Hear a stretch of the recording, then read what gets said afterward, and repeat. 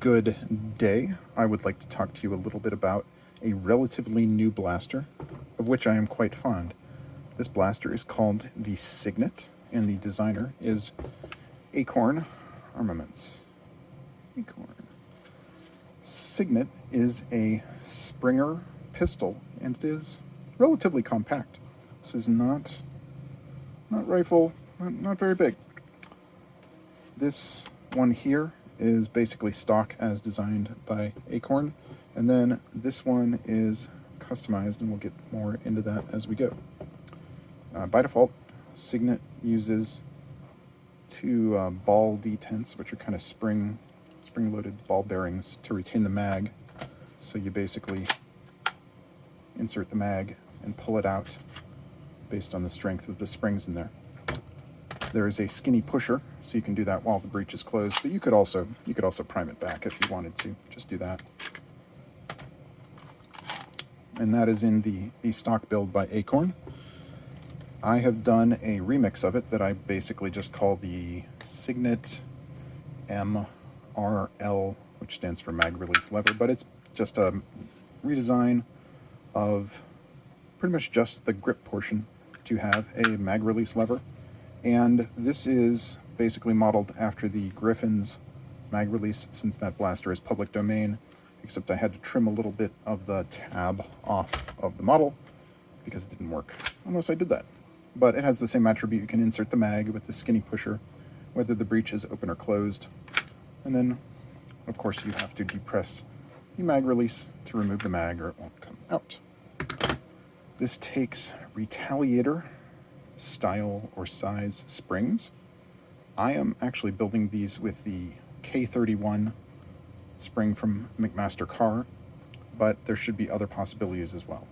On about a half, which is about 5.5 inches of, or no, wait, I think it's actually shorter. I think I'm getting 3 of these. Yeah, I think I'm getting 3 of these out of one 11-inch K31. So it's about like 14 coils, or about a little under 4 inches of spring. Anyway, with that, and you have a sealed breech. I'm getting about 95 to 100 FPS, and it's pretty nice. It's, in my opinion, it's perfect for HVZ. It's a superb sidearm, but it could be your primary too. The default mode of priming the blaster is to pull back on this side section. The top section is separate, so you can't just grab the whole thing. You kind of have to grab these grooves on the side. So you pull that back, you'll see that this part stays in place. Push it forward, and you fire a dart.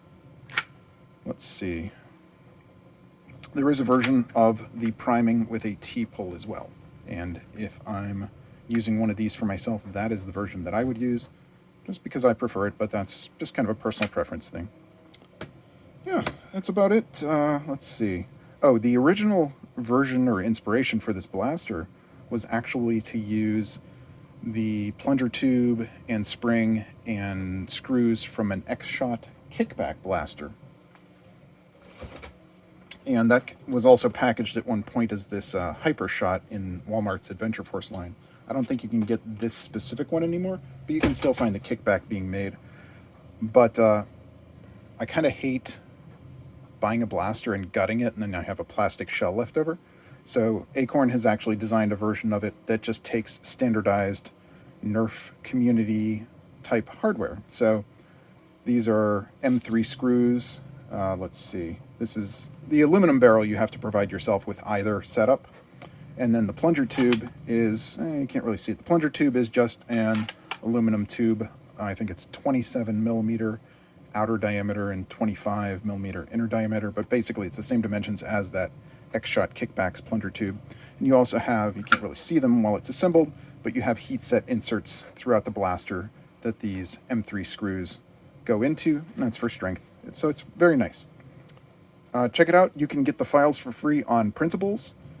You can get Acorn's original version, and then my remix, the MRL, is a separate Printables listing, but I will link both of those in the description. Check it out. Also, these are being sold in an authorized, licensed manner via my Griffins and More store on Etsy, and the designer gets a proceed of every sale. Thanks for watching.